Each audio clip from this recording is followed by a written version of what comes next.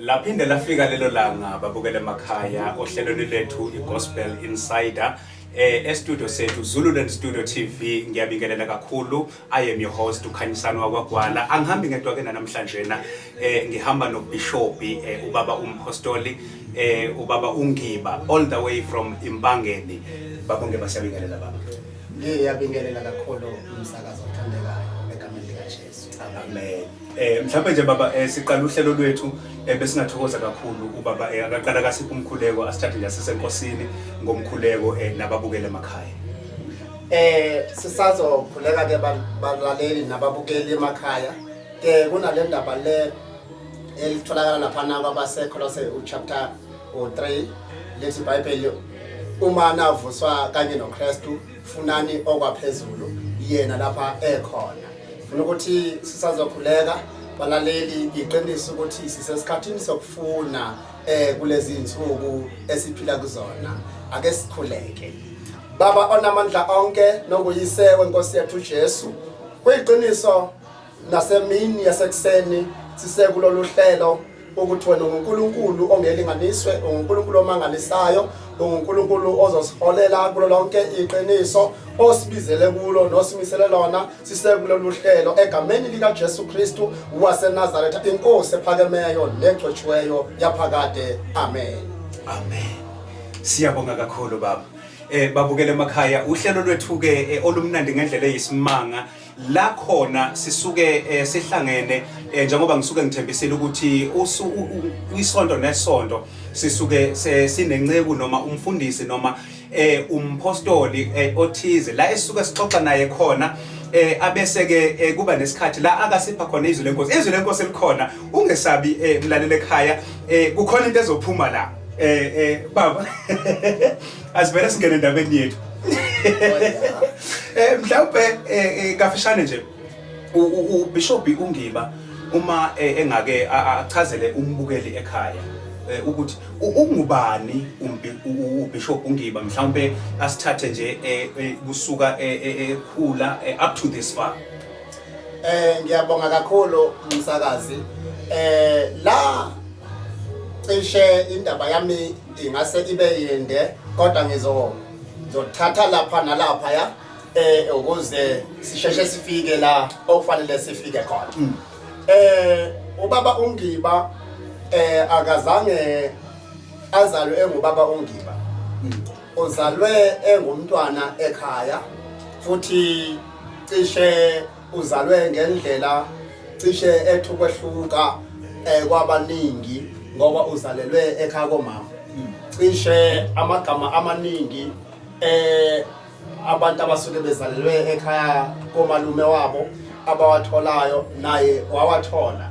Okwaba yezinto okwathi uma kuthiwa uyaphila uyakhula ekhaya lento yokukholwa yagcina ecishe ibukela kude nange simo azalelwe kuso.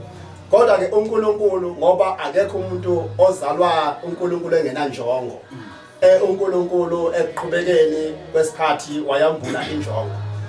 Ukufinyeza ke ngizalwa ekhaya kwaMadida, ekhaya komama endaweni yaseMandeni kwaSithele. Ngakhula khona ke ukaMadida engizala kuNgiba ongubaba.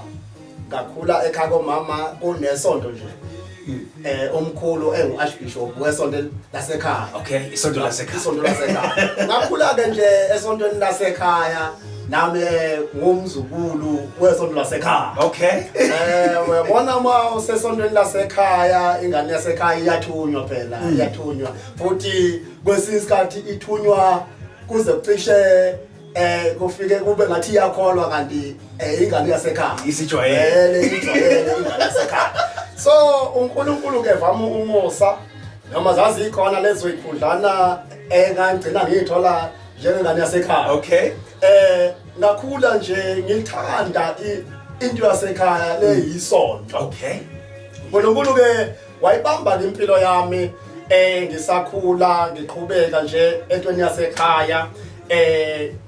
kwashunyelwa insindiso ekhaya ekomakhelwane mangithi komakhelwane sengisho lamanye amabandla ayeseceleni ngoba ngangazi ukuthi into enamandla nesizayo ile isonto lasekhaya. Okay. Futhi ke uma kushunyelwa insindiso ngangayizwisisi kahle ngoba ngangitshela ukuthi bayagxeka ngathi baphila ezulwini besemhlabeni. Okay. Futhi kakhulu babeyishaya izinto zesonto lasekhaya. Okay. Yabona uma umuntu ezoshaya into ozalelwe kuwo othe uzalwa wayibona ingekho enye into oke wayibona ekuzaleni kwakho impela uba nento ukuthela. Uyilwela impela leyo nto osuke evuleka amehlo akho iphambi kwakho. Ngayizonda nginsindiso isikhathi eside. uNkulunkulu ke vamumusa eyazi ngokujula impilo yami ukuthi ngilethele ini. Kwavele kwahleleka imvuselelo ezayihlanganisa isonto lasekhaya namasonto afana nalo. Okay. Angizolibiza ke umsakazi igama lalelo sonto lasekhaya. Ahlangana ke njalo emakuphela inyanga eshintsha amasonto siyohlangana. Kwafika ke labo bantu abantu basindisiwe. Engangibanyanya. Okay. Nganyanya inkulumo yabo. Ngoba vele bagxeka izinto engangiyifice esontweni lasekhaya. Kanti uNkulunkulu ushekelela impilo yami. Mabefika bavangela bavele bahamba phezulu kwezinto engangigxile kuzo nazo zikimi. Okay. Uma behamba phezulu kwazo lezo zinto ngeze ukuthi liyangihlambisa enhlizweni. Abantu babebizi athakala ngathi mina man ngizwile khona kodwa ke hayi ngeke ngiphakamise isandla. Babethi akuphakamise izandla ngingayazi ukuthi nalento uphakamise isandla. Okay. Isho ukuthini? Hayi baqhubeka ke umsakazi uma sibuya kulo cross night leyo yesonto lasekhaya kanye namasonto afana nalo ngihamba ngihlatshiwe. Mangifike ekhaya basho ukuthi ngihlatshiwe. Ngaqala ngawohloza izinto ezithile.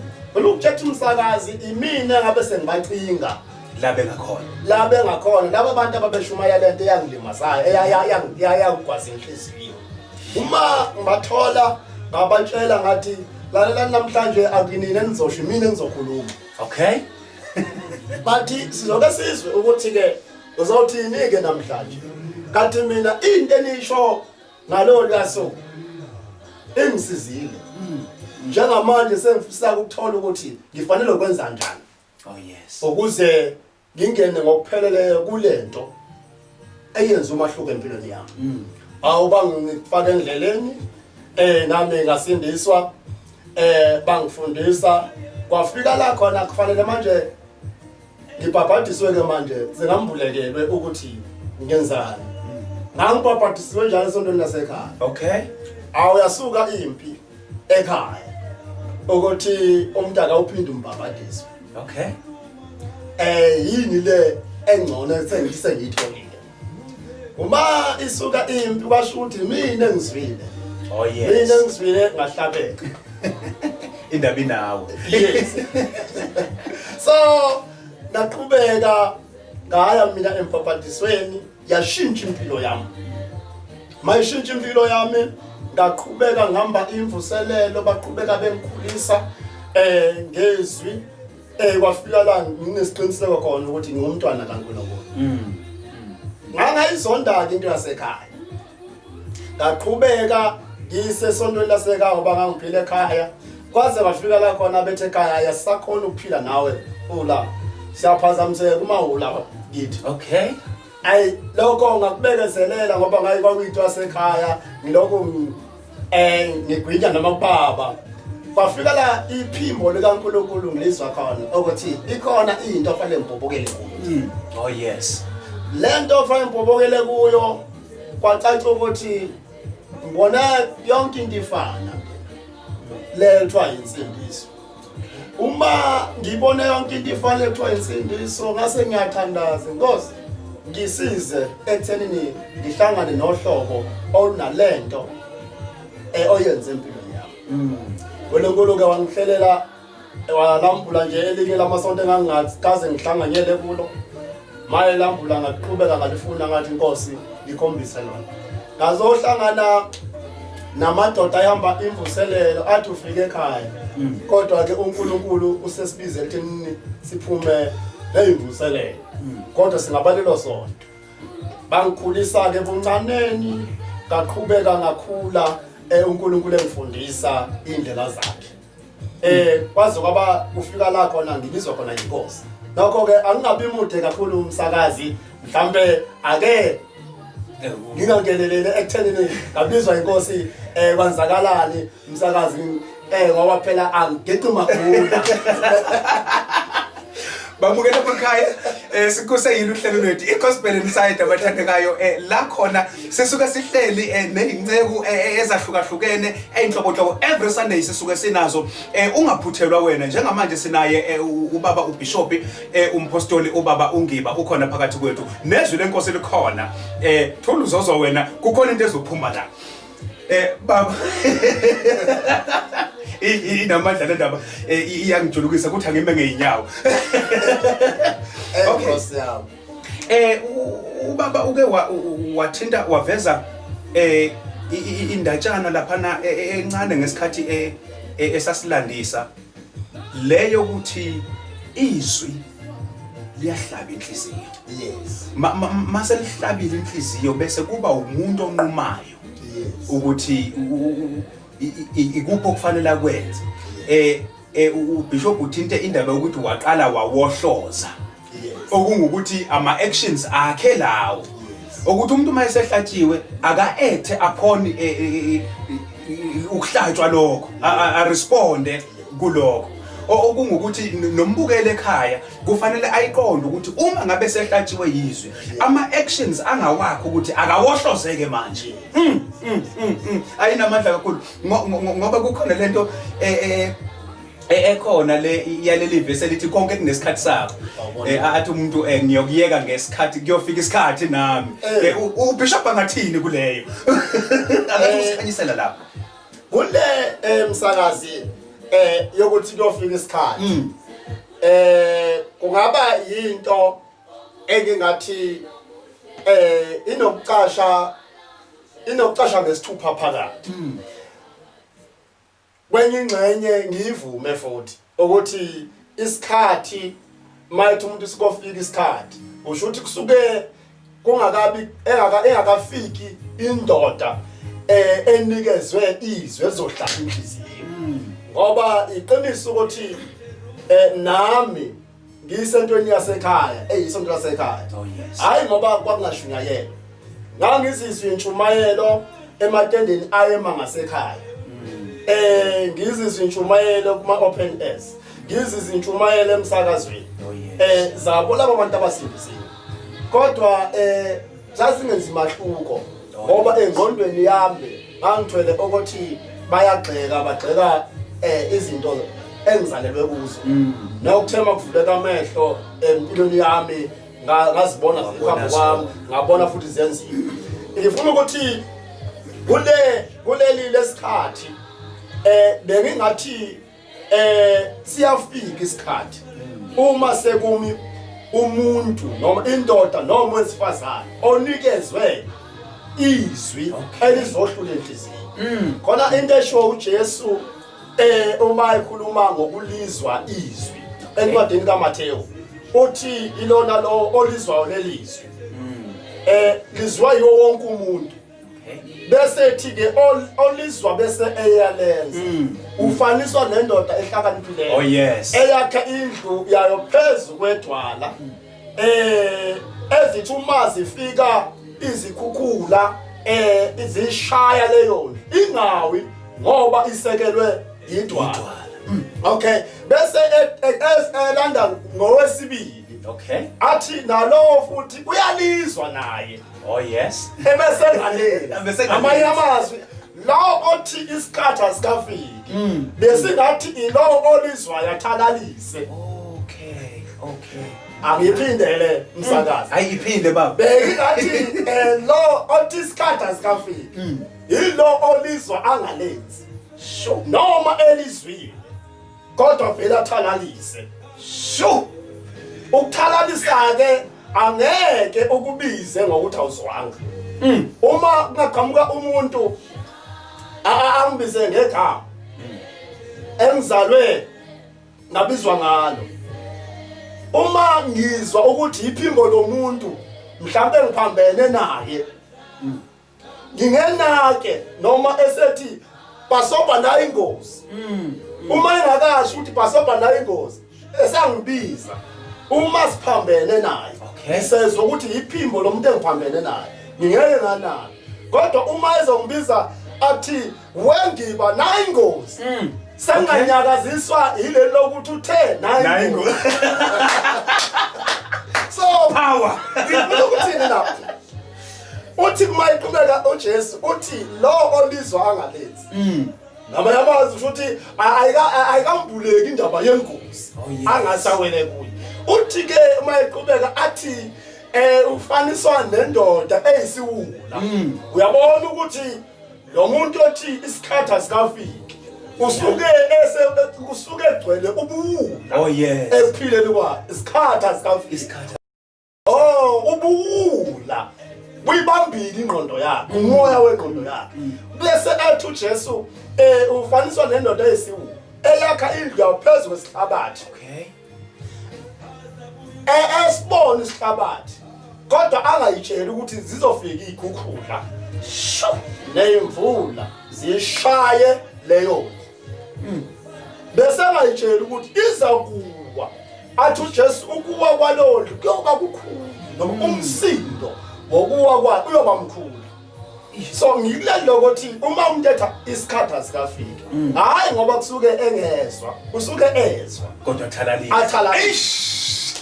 Babukele emakhaya inamandla kakhulu ngiyathemba ukuthi kukhona esikuthathayo esikutholayo okusakhayo ngoba lolu hlelo bazalwane olokusakha sithi sizwa izwi lenkosi sibe ingqondo yethu ibe ilungisiwe ukuthi yini le okufanele siyibambe kakhulu mangabe kukhulunywa ngokukholwa uma kukhulunywa ngoKristu Jesu. Bishop Baba kuhambe kwafika la khona uphinda uthinta indaba yephimbo likaNkulunkulu. Now umbuzo wami uzothi ngoba kukhona umbukele ekhaya. Yes.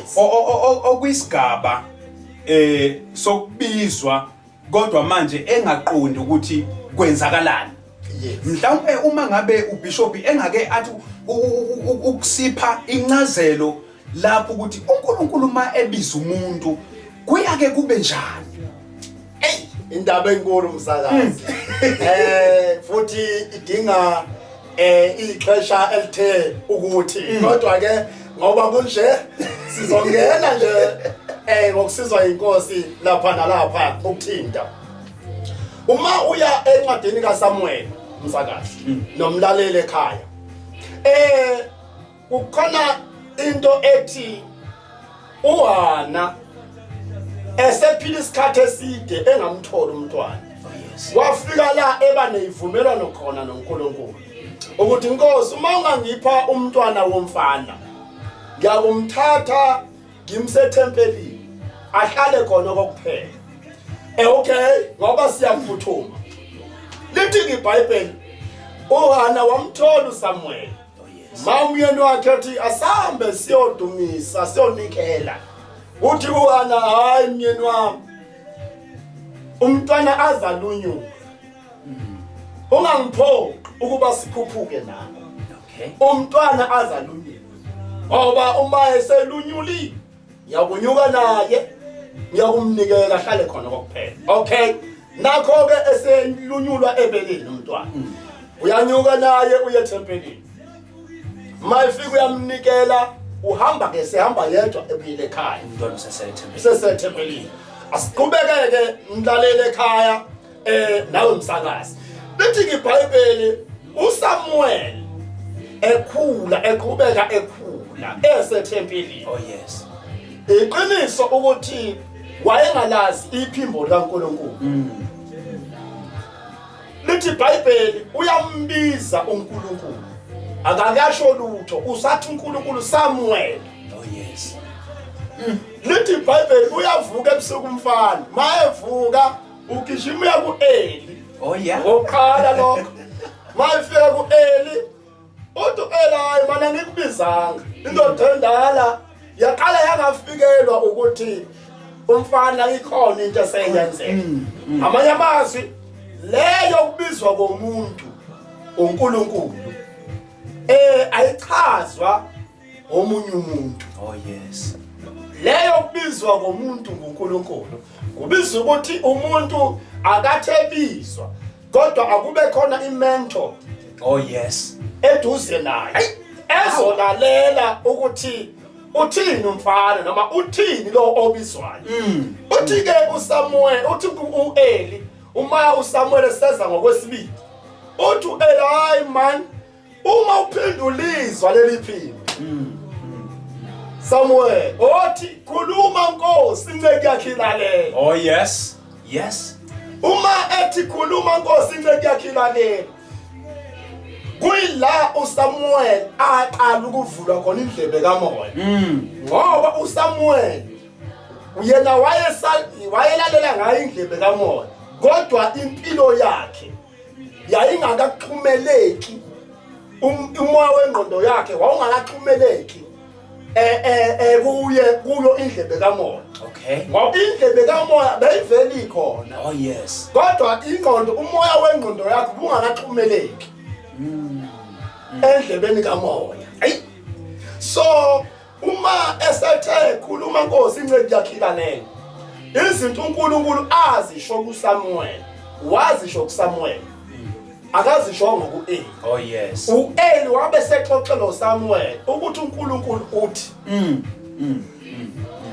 uEli wasengumsebenzi wakhe ukulalela alandele ukuthi impela uNkulunkulu okhulumile. Oh yes. Besizoqhubeka ibanga elide ukube isikhathi sasivumela size sifike la sibuka khona uNkulunkulu esekhuluma kuSamuel ngamadodana ke manje kaEli. Okay. Okungukuthi uNkulunkulu uye kumprofeti omdala imentor kaSamuel uyayiyeka ukuxaya ukuletha direct isimo esimcasulayo uNkulunkulu esenziwa ngamadodana kaEli. Uyokhuluma nomprofeti omncane uSamuel akamvusayo ngaleso sikhathi. Amvuse ngaleso sikhathi. Okay. Inamandla kakhulu. Babukele emakhaya kushobile studio. God is with us ngendlela eyisimanga phakathi kwethu sihanjelwe ke uBishop ubaba uNgiba sikuluhlelo Gospel Insider kuyo iTV yethu enamandla ngendlela eyisimanga the Zululand studio. We are online everywhere online uyasithola ngendlela emangalisayo. Bishop Lam. Yebo baba. Ay inamandla le ndaba.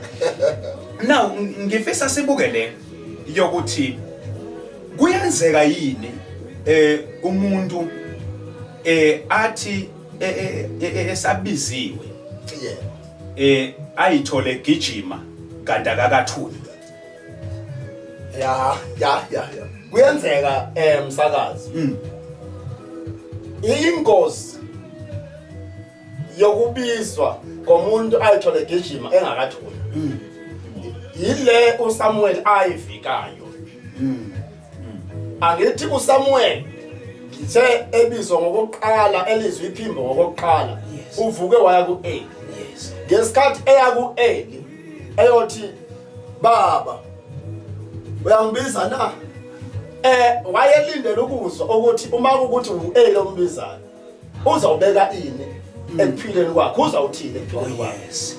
Ngifuna ukuthini na bangithi yebo kuyenzeka umuntu athe sakusathwe Sibusiso avele agijimele aye la acabanga ukuthi yena ubaba uthi umbizela ukuthi ngiye khona.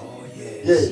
Kanti ubaba akakasho lutho. Yes. Uma ke uEli ethi Samuel mawuphinda ulizwe iphini. Wothi khuluma Nkosi inceke yakhe ilalele.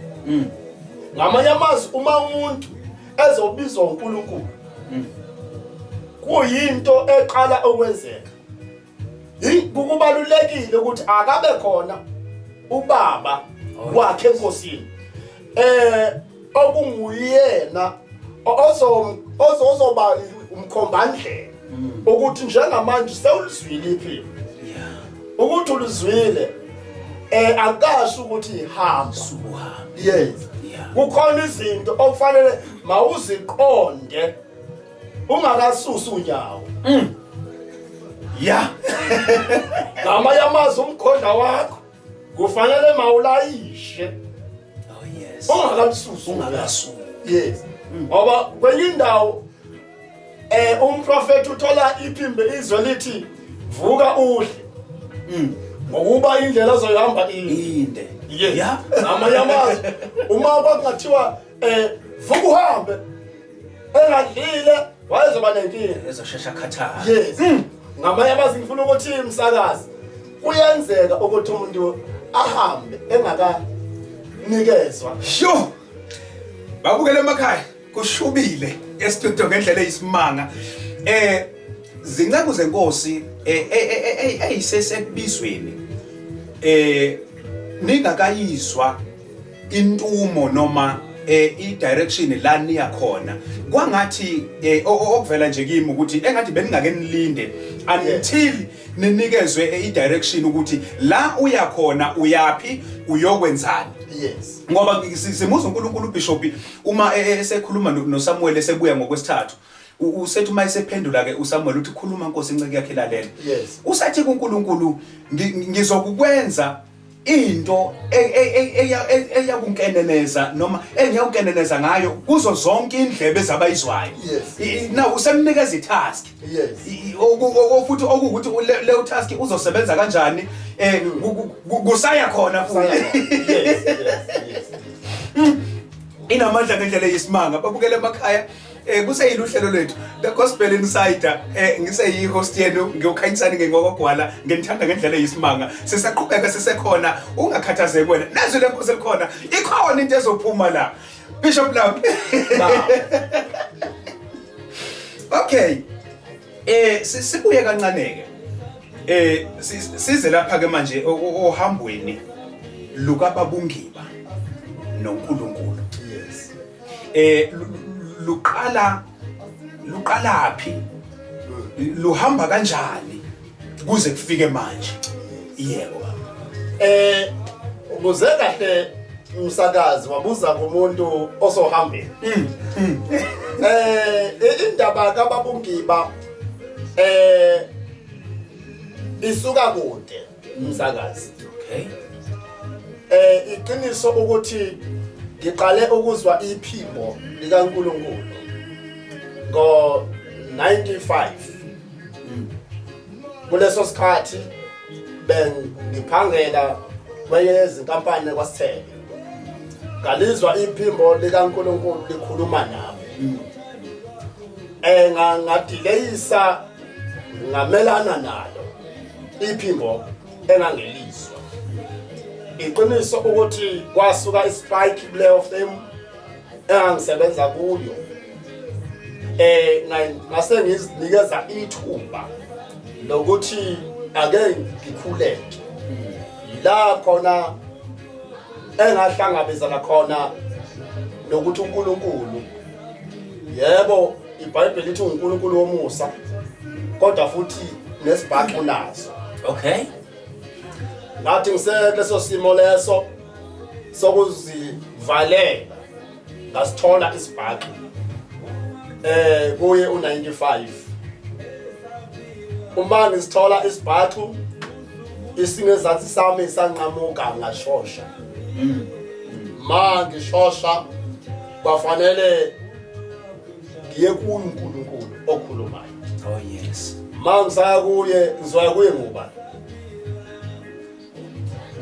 ngase ngithi Nkosi ake ungihlelele indoda engizoxoxa nayo basho ukuthi ngaleso sikhathi yayikhona indoda endala wangangiyisa kulo engangitshela ukuthi mina oyibekele yena. yes wavusa nje indoda engangingayazi Oh yes. ngakungakaze ngize empangeni nayo ingakaze ngibone nami ngakaze ngibone wayisusa empangeni wayishova le estenge eDanet ngasuka ngaya ehlotsheni ngiyangiphinyizekile njalo angikho awe ukuthi yokwenzakala yini ngangitshela ukuthi ngiyehlotsheni mhlambe mangashintsha umoya wabasithebe ngiye estenge ikhonte umehluko engizowuzwa ngoba ngibalekela lento eyayikhuluma kimi mangifika lapha ngifika kunemthandazo eyenzakalayo eduze kwasekhaya ayingipushelele kulo mthandazo lo ngithi mhlambe ikhona into ezothi ukugamba ngathi mangena eminyango wathi lokhuluma kimi wathi nayi indoda Oh yes. akufanele mawuhlale nawo phansi uyixoxele ngayicela ithuba sesiphumile ntambama emthandazweni kanti kusasa ngicela ukuba sibonane ufikele kuphi yangiyalela kuseni ngo-10 ngaya kuyo ngakusasa uma ngifika khona sihlala phansi saxoxa yayisithi iyezwa ukuthi ngibiziwe kodwa angeke isho ukuthi ngizowusebenza kanjani ngibizelwe ini futhi yathi buyela kuNkulunkulu okubiziwe uyinikeza isikhathi othandaza ya umbuzo ukuthi ubizele ini kuphi yakulandoda ngiyawadinga impela amalunga ethimini yami kodwa wena cha qala uyobuza kuNkulunkulu ngaphuma lapho umsakazi ngicasukile Oh yes. casulo yini na uNkulunkulu bengithe akanginikeze indoda ezokhuluma naye ngoba vele mina naye sicasukelene Okay. indoda lena angikhomba kuyo ingikhomba Nayi ikhomba kuyo. leso lapho ngayinikeza isikhathi umsakazi sokukhuleka u2 days ngaphinda ngabuyela kulo ndoda leyo sengiphethe ke manje impendulo evele kuNkulunkulu ayijabulisanga umsakazi Moya Ngcwele ila engaqala ukumbona khona ukuthi umoya ngcwele ungumuntu Oh yes. ama kwaqala kwambuleka khona ukuthi umoya ngcwele ungumuntu wangithatha ebusuku bakuntatha kusa ngabo 1 sasamba kanje ehamba ngapha eceleni kwami engene esendlini enkulu yesonto manje esendlini yesonto kunenceku eyiphambili shumaye ligaxwe ithawula elikhulu lelithawula ijulukile eyibandla lisho glory to Jesus ngithi mina Moya Ngcwele sihamba siyaxoxa ungilethele la uthi ngifuna ukukhombisa uthi uyayibona le ndoda kuna yebo inkazimulo kaNkulunkulu iphezukwayo iyembethe le ndoda ngisondela sisekude ngithi mina yebo uyayibona le ndoda ayichaza uMoya Ngcwele nesibongo sakhe mina ingabeke ufuna ukuthini ngale ndoda masisondela ivele ishintshe le ndoda isabise ivele igcwala induna ebusweni isabise inyanyeke kodwa ibandla liyiboni liyabusiseka ngithi mina yini ishintshiswa yini othi uMoya Ngcwele ngayibiza yanqaba ngithi mina pho kumsizaphi lokho uthi uMoya Ngcwele uma wala kuwe kuzoba worse sho bavele wasahlukana khona lapho ma sehlukana ngezwe ubuhlungu enhlizweni yami ngathandaza ngezwe ukuthi umthandazo enguthandazayo ukuzibuyisela kuNkulunkulu Oh yes. thandaza enguthandazayo okusalenda Nkosi ngiyoya lapha ongithuma khona noma yikuphi kodwa hayi ngawa amandla ngawakho amandla mangivuke ekseni ngiyakule ndoda ayikhombe kuyo ethi uNkulunkulu utheni ngixoxele le ndoda ethi impela uqinisile le ndoda akhombisa yona ungithume kuyo 3 times iyanqaba okungena kuloko uNkulunkulu akushilo ngithi pho mina ngenze njani ngoba ngifuna ukuya kuyo lo ndoda leyo athi ma uNkulunkulu ekuthume kuyo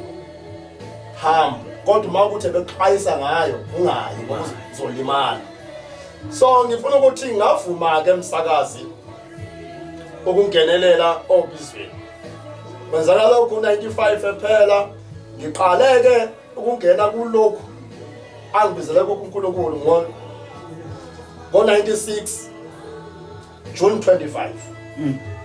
La khona ke engaqala ke sonke lesikhathi kusuka u95 ephela kuze kube uJune 25 96 angisayideka amathuba sengivumile kodwa senginikeza amathuba okukhuleka ngihlanganyela nabazalwane ngiqhubeka ngikhuleka sengivumile ngase ngiyaphuma ngoJune 25 96 ngaqala ngabhobokela kulokho angibizele kokho ekuphumeni kwami ke ngihlangane nabazalwane baseshowe ngo96 sabhizi impela fasuka lapho ngazohlanganyela nabanye balapha oLonde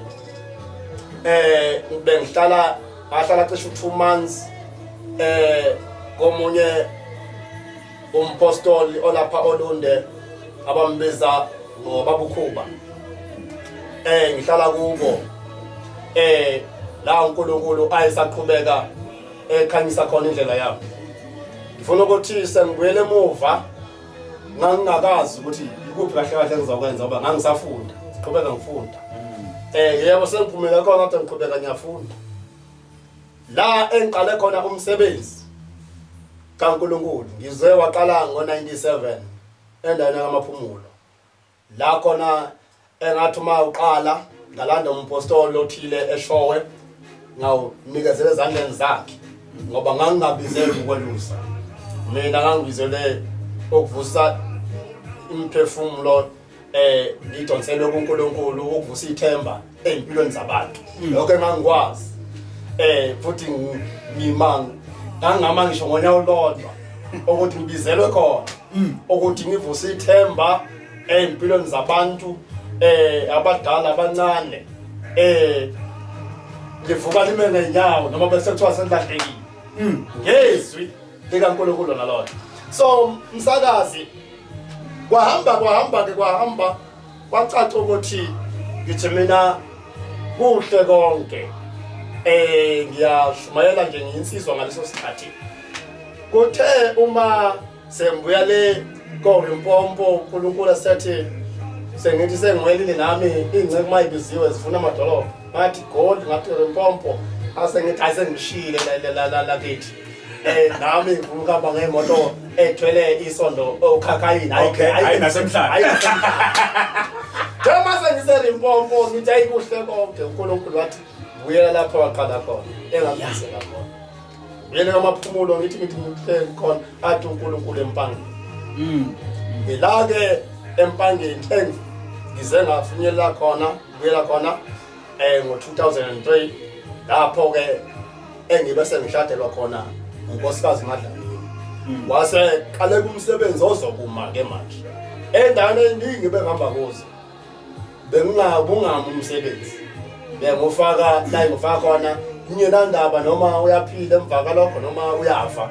bakithi uma sengiqaniwe uMadlamini waqala umsebenzi empangeni wama kwaqala futhi nala engihamba khona umsebenzi wakhona ukuphila waqoqeka wama. So ngiyetheni umsakazi kuze kube kalokhu ngikuyo ke iministry ebe esayivela kuwo umbuso sizalwa umbono engonikeziwe uNkulunkulu. Lo mbono engonikeziwe uNkulunkulu uzale iministry noma igama elithi House of Hope Apostolic Ministries. Ngivela pinjalo ngivela kwi-Lighthouse Bible Church. Ubishop ongiphethe kuseThekwini kwaMasha.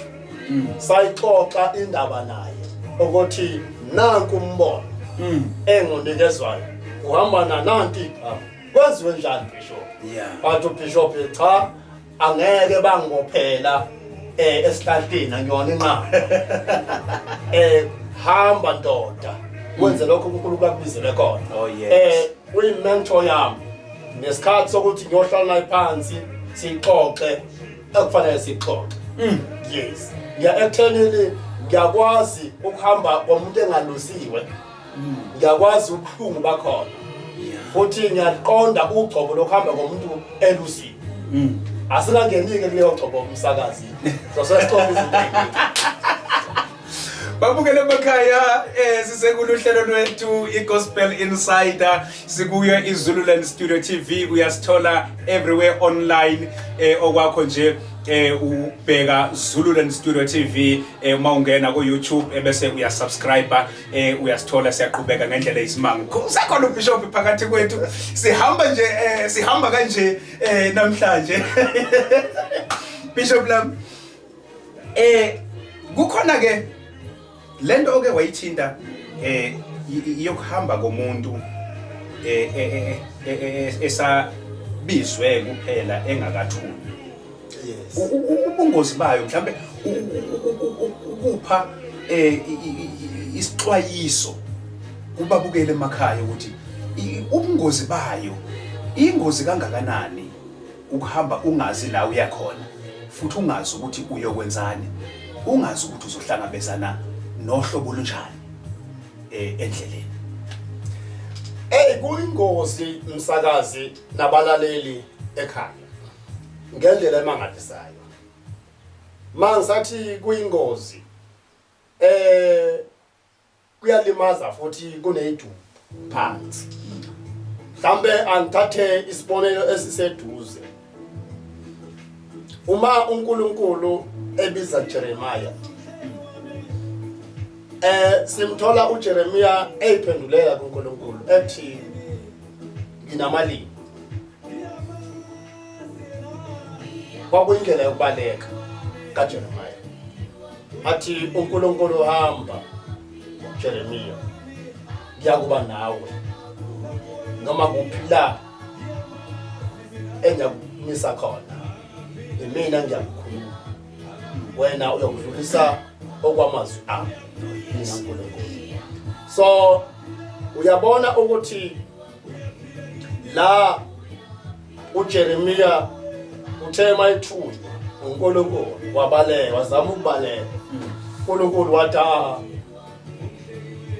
abaningi abake babaleka bazama ukubaleka baphumelelanga kodwa abaphilanga so ngilelike lokuthi ukuhamba komuntu engathunywanga futhi engaphathiswanga lutho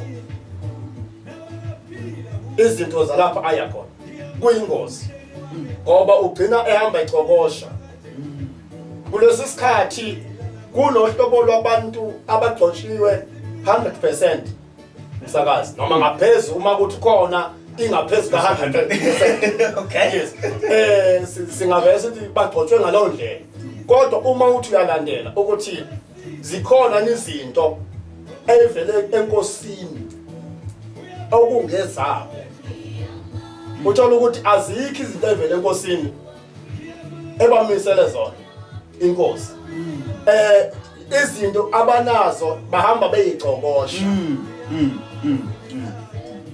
ufakazi walokho yilokho bokuthi lezi zinto abahamba beyicokosha noma beyicosha ngendlela mase engasabasebenzeli sengasafezakalisa icebo noma inhloso abayihubhayo lesi sizathu esenza ukuthi bahambe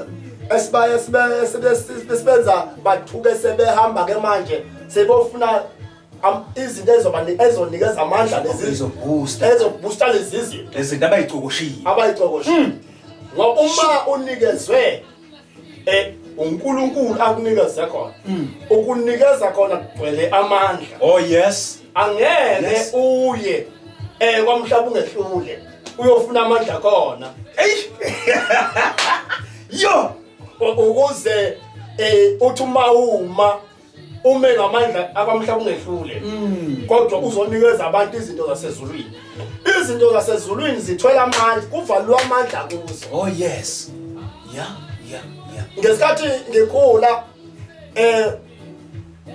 bekuthi makuma amadoda eshumayela amanye ebewayiva amathawula so abantu bavale bathi yachaphansi hayi ngamandla akwamhlaba ungehlule yes. Kodwa ngamandla asezulwini ngoba bebethatha izwi elithi abapostoli kwakufika la sebekhathele khona inyama yabo sikhathele khona abantu beze kubapostoli hayi ngoba bezofuna izinto zabapostoli kodwa bezofuna amandla aphezulu kwafika la khona abakhipha khona amaduku abo bawaweva abantu baphile manje ngiyathenini kwakungamandla avela phezulu hayi kwamhlaba ngehlule ayi so ngicela ukuthi kuyingozi ukuhamba komuntu engathunywanga engaphathiswanga lutho ngoba ugcina ebamba nezinto engamsiza umuntu wangaphakathi ebese iBhayibheli kakumsiza ngantoni umuntu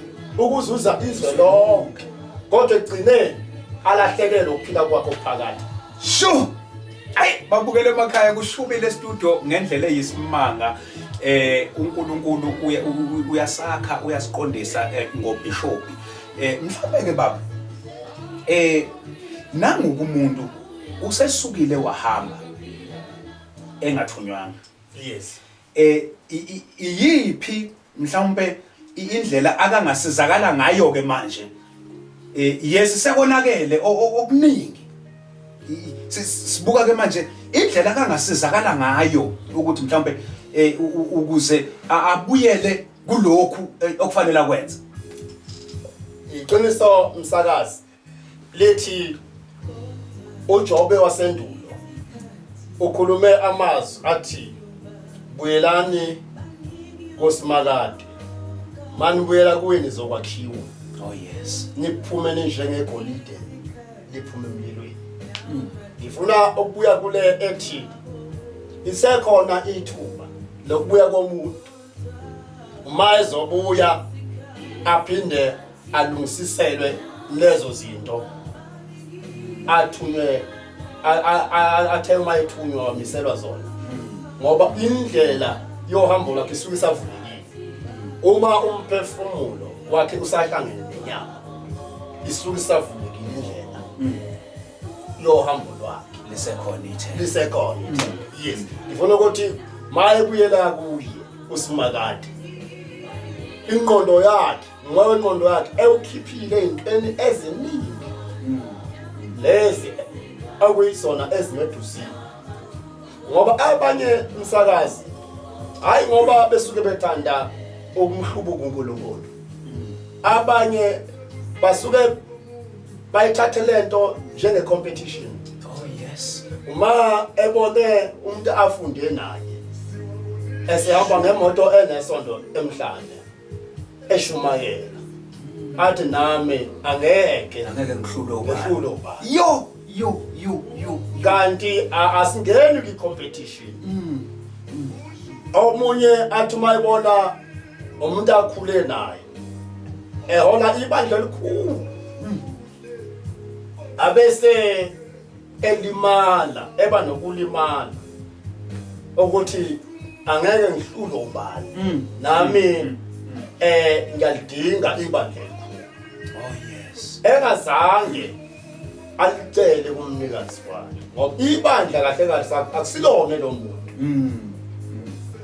umuntu mayebiziwe akunikezwa ile ndaba ethi uma indoda nomuntu iphakanyiswa iyona ebadonsayo abantu uma ibadonsa ayibadonseli kobiziwe okay ibadonsela kuye obizile okay ngoba obizile uyabaza abantu abangabakhe futhi uyabazi abantu abakherishe ogcobeni lalobiziwe ngoba uma lobizayo ezobiza ambizayo ugcobo alibeka phezulu kwempilo yakhe oh yes kusuke kunabantu usekunemiphefumulo ayikherishile kulolo gcobo okay ungema ngale umsakazi makuthiwa khona abantu abasuka lapha oLundi ba drive babheke eFriday every Sunday beyokhonza eFriday noma babheke empangeni every Sunday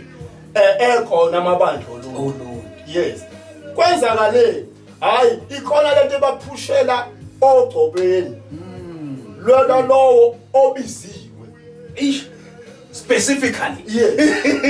Ngoba uma ngithi izinto zomuntu zikhelisha ogcobeni lalowo obiziwe. Lo obizayo ubeka izinto zomuntu othile ogcobeni ngesikhathi ebiza lo angibizayo. Ngazi umthuke umuntu osuka lapha amshiyeni khona. Uyaphi empangeni? Uyaphi oluni? Uyaphi eFryhead? Hayi man, ngiya ey'ntweni ngiya embeleni onezinto zami. Naye futhi ungacishe ungayithola impendulo ezokubulisa angakunikeza yona ngoba lento iyimfihlakalo yokubiza nokubizwa. Hey, ijulile le ndaba ngendlela eyisimanga, ijule ngendlela eyisimanga. Uyabona manje siyajuluka kuyashisa studio. Into yasekhaya yehlile iphakathi kwethu ngendlela eyisimanga. Ukhona uBishop phakathi kwethu, ubaba uNgiba all the way from Impangeni. Uyabona ukuthi nawe awukho omncinyane namhlanje uhanjelwe. Baba uBishop. Mhlambe noma sesizoya ngasemaphethelweni. Kodwa ngifisa ukuthi asengayishile yokuthi mhlawumbe endaweni yasempangeni la ubaba uNkulunkulu akambeke khona. Yes. Kunabantu umphakathi. Futhi mangabe ekhona uba yilungu lomphakathi isakhamuzi sendawo. Isakhamuzi, yes. Umbuzo mhlawumbe engingaba nawo impact kaBabungiba emphakathini. Mhlawumbe nangokungenelela kwebandla ubaba uBishop akaliphethe emphakathini ke manje ukusizakala kwabantu abakhona emphakathini abasakhulayo kanjalo ngokwezigaba zabo nangokudinga kwabo enyameni ke manje sibuye emphefumulweni size enyameni ukuthi mhlawumbe zikhona yini inhlaka noma indlela zokungenelela kaBabungiba mhlawumbe nebandla emphakathini. Yes, umbuzo omuhle msakazi. Yebo ikhona into enjalo msakazi. Noma okunye kwakho kungakachumi. Ngithe uNkulunkulu usinikeze umbono wasesinikeza igama elithi House of Hope. Oh yes. Okungukuthi yindlu yethemba la endlini yethemba wonke umuntu ogobhozela khona noma ngabe ukushayekile enyameni kufanele makasizakala noma ngabe ushayekile emphefumulweni kufanele makasizakala. Ngokunjalo ngifuna ukuthi umphakathi esiwakhele endaweni esematshana ngizana sempangeni uyasizakala ngendlela eziningi. Kodwa kakhulu kulesi sikhathi besisebhizi nokusizakala komphefumulo womuntu ngoba ungalwisa usizo lwenyama ngasekuqaleni egcine umuntu engazange wafinyelela ekusizakaleni komphefumulo ngoba ngiya ekuthenini uma ngithi siyisa usizo lomphefumulo ngasekuqaleni shumela izwi kubantu ezigabeni zonke zempilo.